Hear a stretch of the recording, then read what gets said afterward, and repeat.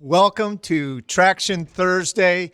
Today we have two fantastic speakers, Kelly Prickett with the SBDC and Indian Hills and many other things, and Kaitlin Byers with Kiva, Iowa. So as is our tradition, let's give them a standing ovation. Welcome to Traction Thursday, Kelly Prickett. Thank you. Like Alex said, I'm Kelly Prickett. I'm the regional SBDC director. I'm also director of the Entrepreneurship Center and on the Indian Hills campus, and any other initiatives that happen in our 10 counties with the small businesses. I help with whatever happening in all the 10 counties. So today we're talking about funding startup small businesses, and I am going to keep my portion really short because I can always come back. But today we have Kiva here, which is really good, so it's going to be mainly her.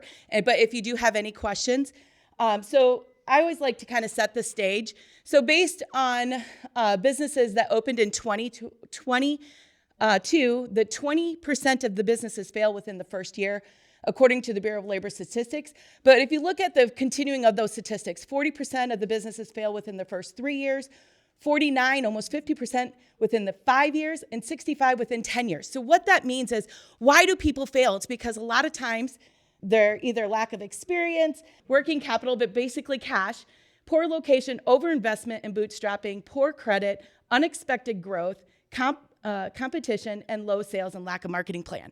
So there are many different phases of your business. Most people go, oh, I only need the SBDC, which is us, a free business counseling, on when I'm starting a business. But if you can see, there's many reasons why when you're going through different phases of your business that you might need extra help.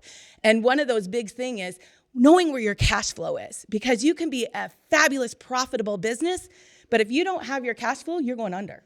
So talking about that and understanding different ways to do that. So that's why today is so important to talk to. So there are different ways we can fund our business. You need to know your financial plan.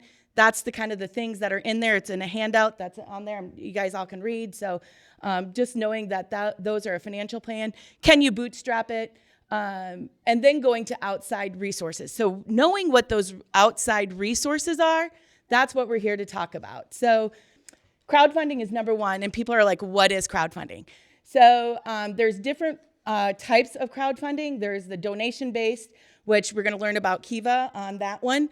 But there's also reward-based, there's equity, and there's peer-to-peer. So those are all different bases. So with that, I'm going to turn it over to Kiva because a lot of us don't understand what crowdfunding is, so we really want to understand our local resource that we have here in Iowa with Kiva. So with that, I'm going to turn it over to Kaitlin, and I'll throw yours up. Thank you, Kelly. Appreciate it. While she's getting that up and running, is this a good placement for the mic? All right, cool, and I'll stay in my square. Nice to know who's in the room before giving a presentation because Kiva kind of has different sides of it. It's nice to know there's a lot of like small business owners or people who are looking to start something new, or maybe it could be a support service as well for those that are looking to start something or are in business but need resources. So my name is Kaitlin, as she mentioned. I have actually worked with NewBoCo, the organization that Alex and Rob here are from, for 8 years. Before this role, I was in director of development. So I was fundraising and, really in that startup realm, and was actually running a startup of my own. And when this program came to be, we really had a lot of people in our community specifically who were coming to us and saying, hey, we've got all these unique accelerators or small business support programs, but once we graduate from them or we are on to the next thing, as Kelly mentioned, capital access was the biggest barrier. So unless you have family that's going to give you $10,000 and you feel comfortable accepting, or you have a friend, or you have, access to a banking relationship that's able to invest in a risky startup, there's not a lot of options besides credit cards and other lenders that can get, in some cases aren't the best path forward. So we did a lot of digging. No, it's okay. Yeah, totally fine. So we did a lot of digging, what's out there, what programs exist, and Kiva kept coming to the forefront. So we were actually initially working with a bank to potentially roll it out at a local bank. And they decided, since you're the entrepreneurial support organization in this area, let's go ahead and house it with your organization. So in a general sense, and we'll kind of backtrack once we get it open here, but Kiva is a global foundation. Kiva has a U.S. program that serves small businesses and provides these microloans for small businesses. And they have hub partners. So NewBoCo is the hub partner for the entire state of Iowa. So we are overseeing this loan program and working with businesses all over Iowa. There's about 60 other different loan programs. Is there a clicker? Or should I just do a? Okay. No, that's totally fine. Okay. So there's a number of other hubs that are similar, and sometimes these are chambers, they're entrepreneurial resource organizations, they might be in some cases banks, but in other communities, generally larger cities, they have these Kiva hubs. So Iowa was the first one to be a statewide hub. Not only that, to serve smaller communities or more rural communities, they don't have a version of that with Kiva outside of Iowa. So it was sort of this like, let's test this out, let's see how it goes. But you'll notice if you go to their site, many of these hubs are located in LA and Phoenix and Chicago and surrounding areas, but not many Midwest, and definitely not a statewide hub. So we were the first model for that. So essentially, Kiva is a loan program. These are microloans. Come on in, no worries. You can these are all taken. So yeah, in the back there. Thank you for coming. So Kiva offers a microloan program. The way these loans are funded are through Kiva's lender network. So Kiva has 2.1, I think we're at, million lender network. These are individuals, thank you, that are just want to support small business. So it's anywhere from someone that might be abroad that you'd never come into contact with to local individuals who want to champion small businesses or startups. So, and in some cases, nonprofits. There was a nonprofit here. Okay, so there is a model for that as well. So a really unique way that the pooling of all of these contributions is what funds a loan. So you guys have heard of GoFundMe and all of these, Indiegogo, other things. This is not a donation. It is a loan. So they're not getting like any sort of tax incentive. They're just getting that money paid back to them with no fees taken out once the loan is repaid. So these individuals, the pooling of the fund, that's what funds these loans. And I'm going to kind of talk today through the process of that, what that looks like. I could really go in a lot of different directions with detail, but for the sake of time, and I don't have a clock in front of me, so Alex, be my timer. I'm just going to kind of roll through and explain the process and maybe share a few success stories. And then I want to definitely leave it some time for Q&A. So I have backslides and other things we can reference, but I don't want to bog you down by just a lot of text. So most everybody in this presentation is someone who has access to Kiva Loan. We have in the state of Iowa, we've had 75 businesses access to Kiva Loan. It's been about 2 years and going on 3 years here. And I would say the average amount of those loans that they're accessing is around $6,300. So we're kind of in that middle range. Not everybody is looking for $15,000, which is the maximum. And not everybody can do much with $1,000. So it's really kind of dependent on the business and what they're looking for. But that's the range, $1,000 to $15,000. And the thing I should have mentioned first is they are zero interest loans. So there is no interest, there are no fees. Every dollar that's given through the platform is going directly to the business.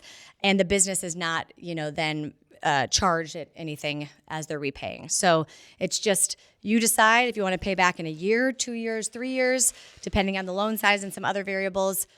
You're just paying back that amount with no added interest. So this is Alex. She runs a restaurant in Iowa City that just opened. Check it out. It's called Plated Table. So this just gives you a snippet of kind of what I was sharing, but I'll kind of talk about the extent of this program and who it's reaching, and then I'll zero in on Iowa. But it was established in 2005, so it was the world's first personal microlending website that ever existed, and it was very centered globally. They were doing a lot of projects, with housing or water quality or other things, and then this model has shifted to serve other groups. Really in the last 7 to 8 years is when that hub in the U.S., this rollout has happened. So a lot of people haven't heard of it unless you're like in San Francisco where they're based. Everybody knows about Kiva, but around here it's not a household name. So that we're really trying to make sure that people know that this is reputable. There's a ton of businesses who have accessed this. And in some cases, businesses have accessed these loans multiple times. This is Larry. He's actually getting his second loan. He just paid his off. Runs a grocery store in Cedar Rapids, an African market, and actually some clothing as well. Got access to another space, and he's renovating and expanding. And like I said, on to his second loan. So if you repay it, you can access another loan. We can kind of understand this problem, right? It's not unknown that, dreams are universal, opportunities are not always universal, right? So as I mentioned, if you have a startup, it's risky. Banks are going to say like, no, I'm not going to give you $45,000 right now if you haven't even brought in revenue.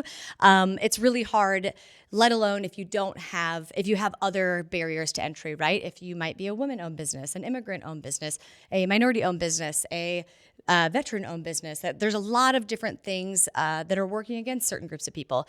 This program is really geared toward serving that contingent, right? So if you're kind of like, gosh, I'm brand new to this and I don't have anything established in this space, and how do I even get going? This could be a great move for you. If you are a business that, your English is not your first language and there's been some challenges there and maybe even some trust and other things, this could be for you. And then we have a lot of different things in between, right? Everybody's got a different story, but just recognize that this, depending on where you are with your business and other things, I don't want this to feel limiting. This is truly designed to serve a lot of different people in that small business space. If you are maybe a middle-aged white male in construction making $2 million a year, you probably don't need to keep a loan. So there is sort of this other things, but we can talk through that further. So, and this is Dwayne. He runs a barbecue shop in Council Bluffs. So traditional loans, we kind of know this. Got to have established credit, collateral, audited business, financial. Don't need that for this program. There are some other things that come into play. But as I outlined, there are other things going on with payday lenders and such. We don't want that to be the first step. The solution, I kind of outlined this as well. That zero interest, microloans, and a pretty flexible repayment situation.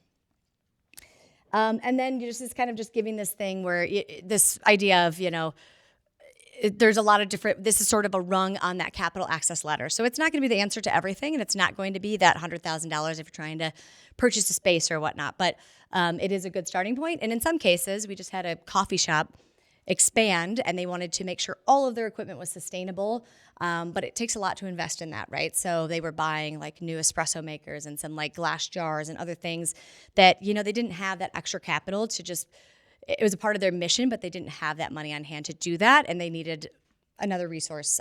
So came into play.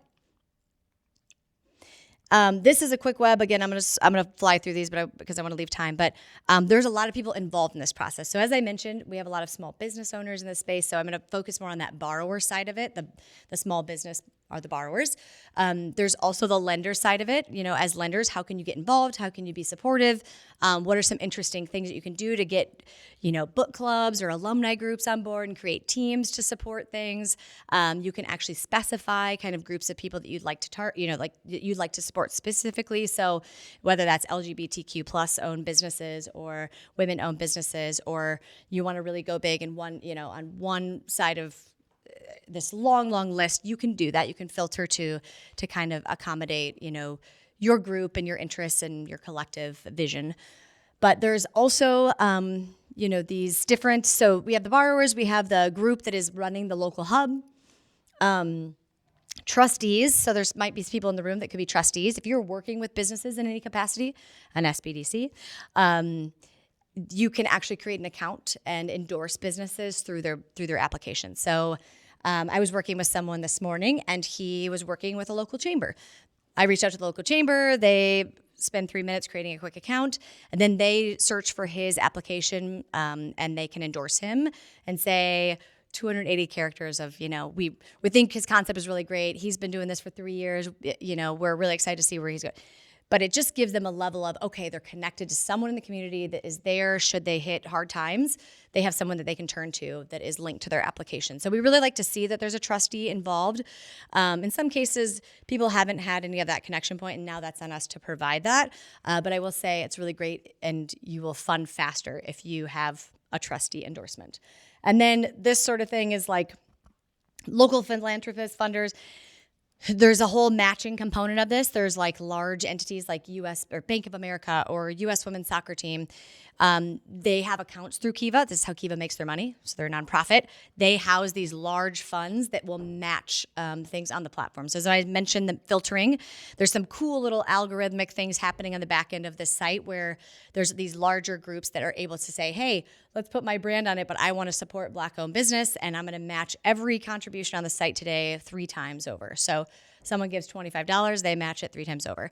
So that kind of thing is really unique in that they can kind of work with these other partners in a philanthropic way to not only get them exposure for the work that they're doing and the support that they're providing, but also get these loans funded much faster. So people ask, how long does this take? I'll kind of walk through that. But really at any given time, like right now, there was a major match on the platform. And usually there's a set amount of money. And once that's been exhausted, then the match is gone. But pretty cool that they can kind of tie in these other partnerships and find ways to create revenue for Kiva. All right, the borrower process. I won't go into detail. Application, it can take an hour if you have all your business paperwork, if you have you spell out a narrative, you tell us about yourself, you tell us about your business, you tell us what you're getting a loan, what you're using the loan for. So it's really designed to be a personalized experience. We want to see a picture of the business and the person. We want to know more about them and what they're doing with this. That's how the lenders are connecting to their audience or connecting to you, the borrower, and that is going to encourage them to support you. So we really like to have depending on how much you want to share about yourself and your business, that's up to you. And there's some other elements we want to know your, financial, household finances, business finances. If you have them, great. We want to see, if you have a bank account, a bank statement. There's some different directions we can go depending on the age of the business. But again, some people haven't produced any revenue yet. We just want to note that and showcase, what is the revenue model? What are some projections early on, or kind of how are they going to go about marketing? So it looks different for everybody, but they capture finances, your narrative. We really like to see if you have any social media or any sort of presence online. That really indicates to us that, hey, they're looking to connect with the community. They're looking to make sales in this way or gain customers. So if someone's really opposed to creating a Facebook page or Instagram or website, and they're like, no, I just want to hole up in my basement and not talk to anybody about my business, that's fine, but probably not a good fit for Kiva because this is a public-facing website. So anybody can come to this landing page and read about you and your business. We want to make sure that you're out there being vocal and sharing about your business. So filling out the application, if you have everything you need and you can spell it all out, could take an hour. If you want to take your time and leave it in the system for 2 months, that's fine by me. Once you submit it, it comes to me, and I usually will connect with you and talk through, the program, your interests, get to know each other. And then once I submit it, it goes into this review process. So usually 1 to 3 days, a Kiva team member will reach out and say, hey, congratulations, hopefully you've been approved for a loan. And then once you accept the terms, you have 45 days to fundraise the loan. It doesn't always take 45 days. Some people fund in 15 or 20. Depends on how many people are on the website, how many businesses are on the site. So is there 15 or is there 75 that are being funded right now? And the amount of activity with the lender community. So you'll find that there's these patterns of where people sort of giving patterns, that they're a little bit more active. They're, spring is a good time. People are really wanting to give back right now. I think they're funding very quickly. So that process looks different, but you have 45 days and then the repayment. And I'll kind of dive into the private public piece that you might be reading about here in just a moment. This outlines everything I've kind of shared, but again, I'll kind of catch this on another slide. I'm happy to share this with your network as well. If you wanted to provide as much information as you needed, but we don't need to dive too into detail. So this was actually a UNI student. She was just funded, which is really exciting. And she is opening a Mexican restaurant in Cedar Falls. And then this is also a Cedar Falls, Waterloo-based business, Crave Popcorn. And I would just kind of wanted to outline, a lot of people are like, how can you use this loan? So anything that is going to expand the business, you can use it for. So if it's personal costs, it gets tricky when someone needs a vehicle, we can always sort through that, but can't be a personal vehicle, right? So it has to be for the use of the business. Buying equipment, maybe you're starting off, you need a printing press or a machine of equipment of some sort. Maybe you're established already, you want to hire your first employee. we have a lot of people that are like upgrading a space or kind of reworking a space. Then you can just use it for working capital too, right? So there are a lot of different uses, and we want to make sure that we talk about that so that we can ensure that that is the best step for your business, and it's not, well, I want to just start marketing something, but I'm not making money yet, or I'm not actually able to produce the product, right? So we do want to make sure that we're at a point, that you're all at a point where this makes sense, and we're not getting you further into a situation where there's more debt, right? This is really encouraged to help catapult or expand instead of just like experimenting with some marketing, right? So that's an example. There's other versions of that. Application process, I kind of talked about this, so I'll dive further into this private fundraising. Really, we don't have you don't need to have a minimum credit score to be able to qualify. Does your credit score still play into it? Yes, and please report it properly because they will find out if you didn't. They do a soft pull, so they want to make sure that there's not any falsified information. But essentially, without going into too much detail, every individual gets 15 days at the start of their process. This is sort of like, are they in? Are they committed? Are they going to be active and proactive in this process? So 15 days you have, it's called private fundraising, before you're on this public-facing site. So before we open you up to our 2 million lenders that we've established and that we trust, we want to make sure that you're going to do your due diligence, right? So 15 days to get a certain number of people to contribute to your loan. It only needs to be $25. And the idea is you're telling your friends, family, your community, your clients, hey, this money is repaid. So every dollar you're giving me, I'm going to repay it through my loan repayment. You'll get it over time.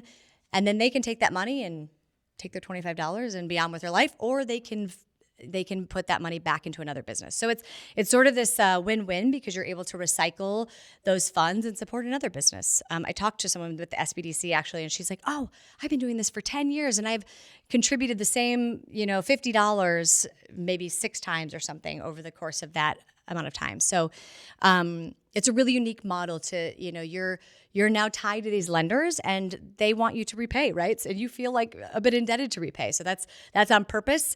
And we want to make sure that you also can go out into your community and you can share your story and get people to contribute.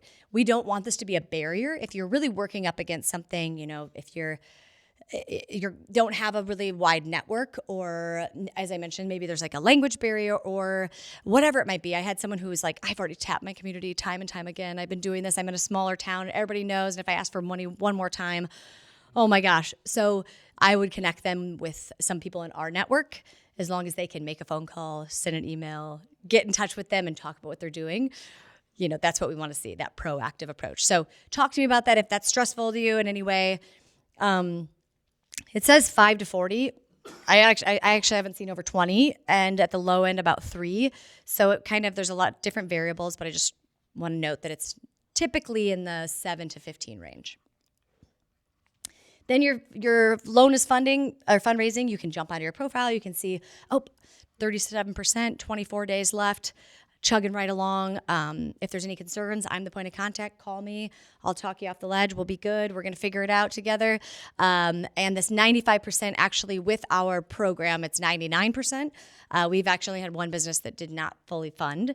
And that was really just the nature of the business. It was exotic animal sales. And I think during the time of Tiger King, it was when it was happening. And people were like, no way, I can't support this. Even though, he was doing it right. It just didn't land. So that does happen. It was a bummer, but we moved right along.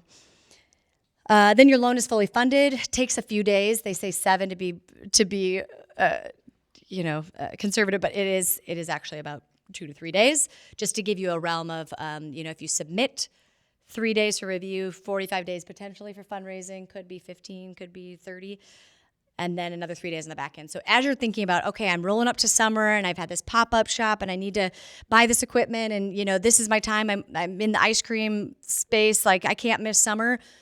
Let's get rolling, right? Or if you getting the money right now wouldn't be ideal and actually you need to kind of hold off for a little bit, consider that, because we want to make sure that you're able to use that money right away, get rolling so you can start making payments a month after. How's time? Good? Okay.